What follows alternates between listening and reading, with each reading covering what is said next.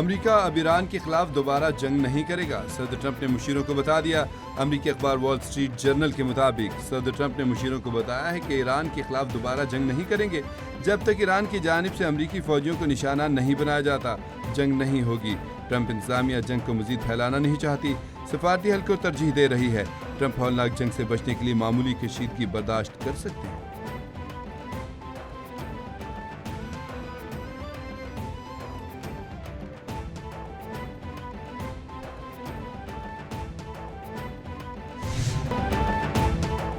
ہم ایران کے ساتھ جنگ ختم کرنے کے معاہدے پر دستخط کے قریب ہیں۔ امریکی صدر ٹرمپ نے کہا کہ ایران کے ساتھ مذاکرات اچھے جا رہے ہیں، ممکن ہے ہفتے کے آخر تک کوئی پیش رفت ہو۔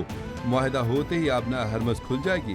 ایران کے افزودہ یورینیم حاصل کرنا چاہتے ہیں، یورینیم حاصل کر کے اسے تباہ کریں گے۔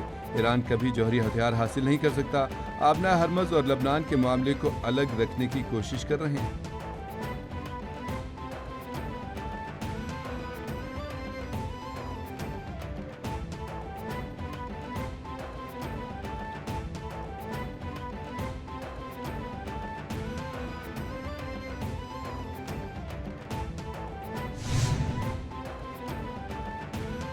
ایران جنگ کے معاملے پر امریکی صدر ٹرمپ کو بڑا جھٹکا۔ امریکی ایوان نمائندگان میں ٹرمپ کے اختیارات محدود کرنے کی قرارداد منظور کر لی گئی۔ قرارداد کی حمایت میں 215 اور مخالفت میں 208 ووٹ پڑے۔ حکمران جماعت کے 4 ارکان نے اپنی جماعت کی پالیسی سے ہٹ کر قرارداد کے حق میں ووٹ ڈال دیا۔ امریکی ایوان نمائندگان نے کہا کہ کانگریس کی منظوری کے بغیر ایران کے خلاف جنگی کارروائی کو آگے نہ بڑھایا جائے۔ صدر ٹرمپ کو اب ایران کے خلاف کارروائی کے لیے کانگریس سے منظوری لینا ہوگی۔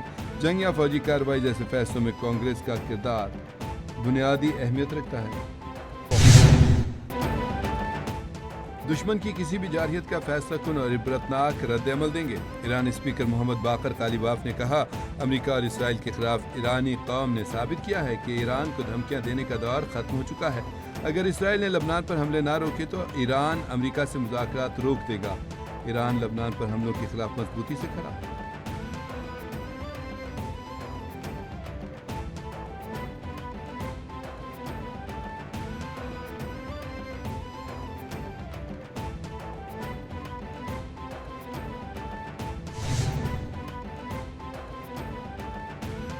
امریکہ سے مذاکرات میں پیش رفت نہیں ہو رہی۔ ایرانی وزیر خارجہ عباس عراقچی نے کہا کہ حالیہ مسودے کا جائزہ لیا جا رہا ہے۔ ایرانی فورسز نے دفاع میں کارروائیاں کی۔ امریکی افواج جنگ بندی کی خلاف ورزی کے لیے مقامات استعمال کرتی ہیں، صرف امریکہ کے حملے کی اجازت دینے والے اہداف کو نشانہ بناتے ہیں۔ اسرائیل نے بیروت پر حملہ کیا تو ایران فیصلہ کن جواب دے گا۔ کسی بھی جارحانہ اقدام کا فوری اور فیصلہ کن جواب دیا جائے گا۔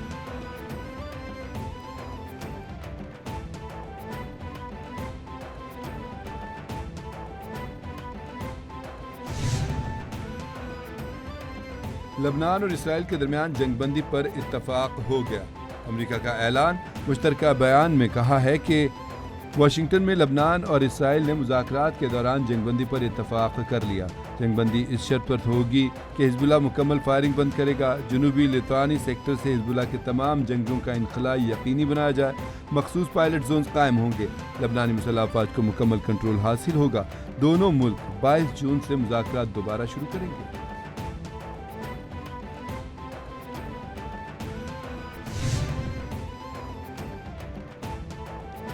امریکی صدر ڈونلڈ ٹرمپ نے نیتن یاہو کو مطالبات نہ ماننے پر جیل بھیجنے کی دھمکی دے دی۔ اسرائیلی کاروباری شخصیت نے ڈونلڈ ٹرمپ پر نیتن یاہو سے متعلق دعوے میں کہا، نیتن یاہو کے بیٹے یائر نیتن یاہو کو امریکہ سے بے دخل کرنے کی دھمکی بھی دی گئی ہے۔ ٹرمپ کی جانب سے امریکہ میں موجود خاندانی اثاثے منجمد کرنے کی بھی دھمکی دے دی گئی۔ ڈونلڈ ٹرمپ نے سارا نیتن یاہو سے شوہر کو مطالبات ماننے پر آمادہ کرنے کو کہا۔ سارا نیتن یاہو نے شوہر پر شدید دباؤ ڈالا۔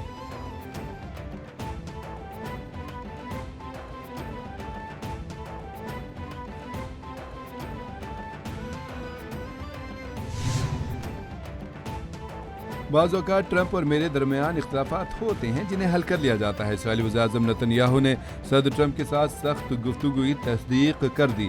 کہا، ٹرمپ اور میں ایران سے متعلق بنیادی باتوں پر متفق ہیں۔ امریکہ اور اسرائیل ایران کے معاملے پر کارروائی کے لیے تیار ہیں۔ ایران کمزور ہوا لیکن وہاں سب کچھ ختم نہیں ہوا۔ نیتن یاہو نے ٹرمپ کے ایرانی نیوی اور فوجی صلاحیتیں ختم کرنے کے دعووں کو مشکوک قرار دے دیا۔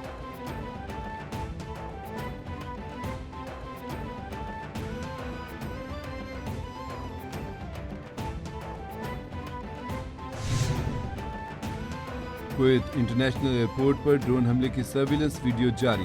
کویتی حکام نے کہا کہ ایرانی ڈرون ٹرمینل 1 سے ٹکرایا تھا۔ ڈرون امریکی دفاعی نظام پیٹریوٹ میں خرابی کے باعث اڈے تک پہنچا۔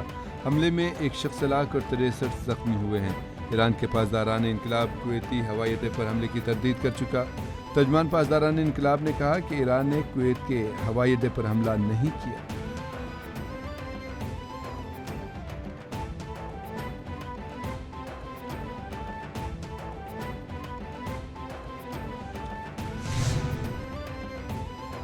وفاقی حکومت کا 10 جون کو بجٹ اجلاس طلب کرنے کا فیصلہ۔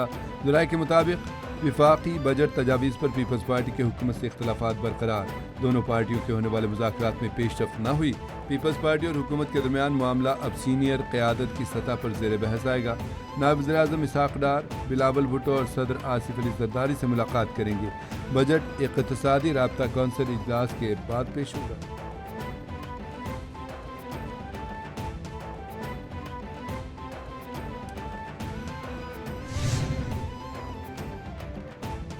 وفاقی وزیر داخلہ محسن نقوی سے سینئر وزیر سندھ شرجیل انعام میمن کی ملاقات۔ امن و امان، بین الصوبائی تعاون، منشیات کے خاتمے سمیت اہم امور پر تبادلہ خیال۔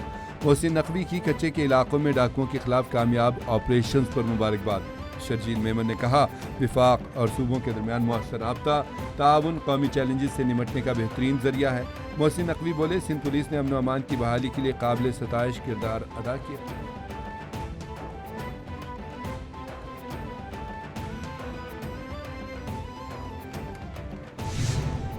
نواز شریف اور اس کے کارکن عزت دینے والے لوگ، تعمیر کرنے والے لوگ ہیں، اپنے وعدے پورے کرنے والے لوگ ہیں۔ نعروں کا مقابلہ نہیں ہو رہا، خنزہ کو بنانے کا مقابلہ ہو رہا ہے۔ بھئی آپ تو 5 سال وزیر اعظم بھی رہے، آپ اپنے صوبے میں پانی کا انتظام نہیں کر سکتے تو آپ نے گلگت بلتستان کی عوام کی کیا خدمت کرنی ہے؟ گلگت بلتستان میں عام انتخابات کا فیصلہ کن مارکا۔ مسلم لیگ نون کا ہنزا میں پاور شو۔ نون لیگی رہنما خرم دستگیر اور عابد شیر علی نے ورکرز کنونشن سے خطاب میں کہا مسلم لیگ نون عوام کا پیسہ عوام پر خرچ کرتی ہے۔ نواز شریف نے پاکستان کو ایٹمی طاقت بنایا۔ آج ہندوستان گلگت بلتستان پر بمباری کا سوچ بھی نہیں سکتا۔ عوام اسی لیڈر کو منتخب کرے گی جو ترقی کا ضامن ہو۔ نون لیگ ہمیشہ گلگت میں انقلاب لے کر آئی۔ ہنزا کے عوام ملک کا سرمایہ ہے۔ انشاءاللہ تعالی 7 جون کو آپ بڑی تعداد میں نکلے، آپ تاریخی تعداد میں نکلے، تیر پہ مور لگائے، میرے امیدواروں کو منتخب کروائے اور انشاءاللہ تعالی میں آپ کے لیے حکومت بنا کے دکھاؤں گا۔ گلگت بلتستان کے عوام نے قائد عوام کا ساتھ دیا اور اپنی تقدیر بدلی۔ قائد عوام ذوالفقار علی بھٹو شہید عوام کی آواز تھے۔ قائد عوام نے نوجوانوں کو روزگار کے مواقع دلائے۔ چیئرمین پاکستان پیپلز پارٹی بلاول بھٹو زرداری نے جلسے سے خطاب میں کہا کہ ہمارے پاس عوام کا اعتماد ہے۔ 7 جون کو عوام گلگت بلتستان میں اپنی طاقت دکھائیں گے۔ صدر مملکت نے 18ویں ترمیم کی۔ گلگت بلتستان میں 18ویں ترمیم کے تحت حقوق کس کو دلوائیں گے؟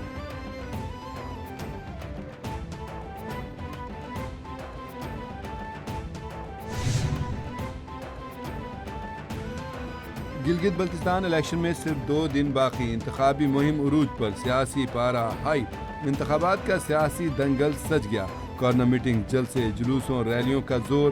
آئی پی پی، پیپلز پارٹی، مسلم لیگ نون کے الیکشن دفاتر میں گہما گہمی۔ گلگت 2 میں کانٹے کا مقابلہ متوقع۔ اصل مارکہ دیامر گلگت، سکردو اور غزر میں ہوگا۔ آئی پی پی، پیپلز پارٹی، مسلم لیگ نون اور پی ٹی آئی کے حمایت یافتہ امیدوار آمنے سامنے۔ گلگت انتخابات کے لیے پولنگ 7 جون کو ہوگی۔ ضلع پنجاب مریم نواز کی کاوشیں رنگ لے آئیں۔ پنجاب ایگریکلچر میکنائزیشن کے دور میں داخل۔ High power green tractor, high tech combined harvester, super cedar Punjab کے کھیتوں میں پہنچ گئے۔ ضلع مریم نواز کی گرین ٹریکٹر اسکیم میں 9500 ہائی پاور ٹریکٹر پر 10 لاکھ روپے سبسڈی۔ ضلع کی اگلے مالی سال میں کاشتکاروں کو 20,000 گرین ٹریکٹر دینے کی ہدایت۔ مریم نواز کہتے ہیں کہ ایگریکلچر کاشتکاروں کو جدت کی راہ پر گامزن کرنا میرا عزم ہے۔ ترک وزیر خارجہ حقان فیدان کا پاکستان سے دوستی پر بھارت کو کرارا جواب۔ حقان فیدان نے پاک ترک مضبوط تعلقات پر بھارتی حکومت کی بے چینی کو بے نقاب کر دیا۔ ہندوستان ٹائمز کے مطابق ترک وزیر خارجہ حقان فیدان نے کہا کہ پاکستان کے ساتھ ترکیہ کے قریبی اور برادرانہ تعلقات بھارت کے لیے مسئلہ نہیں ہونے چاہیے۔ ترکیہ واحد ملک نہیں جس کے پاکستان کے ساتھ اچھے اور برادرانہ تعلقات ہیں، بلکہ اور ممالک بھی ہیں۔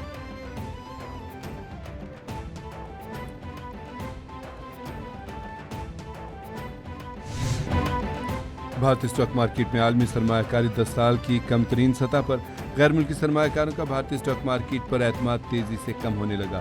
بلومبرگ کے مطابق عالمی سرمایہ کاروں نے مودی کے بھارتی اسٹاک مارکیٹ کے دعووں کی حقیقت دکھا دی۔ بھارت میں کل سرمایہ کاری 7.3 ٹریلین روپے کے ساتھ 2016 کے بعد کم ترین سطح پر آ گئی۔ پچھلے 3 سال میں پہلی بار تائیوان اور جنوبی کوریا کی معیشت بھارت سے آگے نکل گئی۔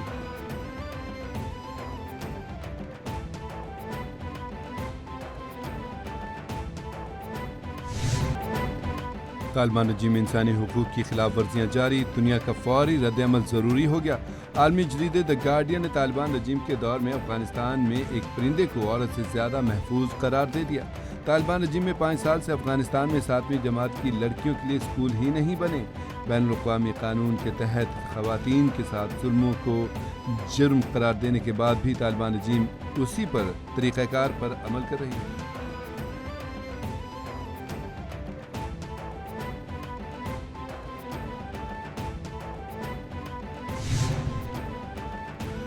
امریکی صدر کا امن بورڈ بھی غزہ میں امن قائم کرنے میں ناکام۔ جنگ بندی کے باوجود اسرائیل کے غزہ میں حملے جاری، تازہ حملوں میں 9 فلسطینی شہید اور متعدد زخمی ہو گئے۔ اسرائیل نے غزہ پر حملے کیے، متاثرہ علاقوں میں آگ بھڑک اٹھی، بچوں، خواتین اور بزرگوں سمیت متعدد افراد جلتی ہوئی عمارتوں میں پھنس گئے۔ ریسکیو اہلکاروں کو متاثرین تک پہنچنے میں شدید مشکلات۔ جنگ بندی کے بعد سے اب تک 950 سے زائد فلسطینی شہید ہو چکے ہیں۔